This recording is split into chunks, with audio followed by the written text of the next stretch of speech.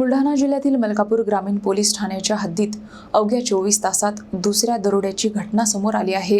धानोरा येथे महामार्गालगत किराणा दुकान फोडून चोरट्यांनी रोकड लंपास केली असून संपूर्ण घटना सीसीटीव्हीमध्ये कैद झाली आहे। मलकापूर ग्रामीण पोलीस ठाण्याच्या हद्दीत अवघ्या 24 तासात दुसऱ्या दरोड्याची घटना समोर आल्याने खळबळ उडाली आहे। धानोरा येथे राष्ट्रीय महामार्ग क्रमांक 53 लगत असलेल्या सागर कोल्हे यांच्या किराणा दुकानाला अज्ञात चोरट्यांनी मध्यरात्री लक्ष्य केले। चोरट्यांनी दुकान फोडून गल्ल्यातील रोकड लंपास केल्याची प्राथमिक माहिती आहे। चोरीमध्ये नेमके किती रुपयांचे नुकसान झाले हे पोलिसांच्या तपासानंतर स्पष्ट होणार आहे। विशेष म्हणजे चोरीची संपूर्ण घटना दुकानातील सीसीटीव्ही कॅमेऱ्यामध्ये कैद झाली आहे। घटनेची माहिती मिळताच मलकापूर ग्रामीण पोलिसांचे पथक घटनास्थळी दाखल झाले।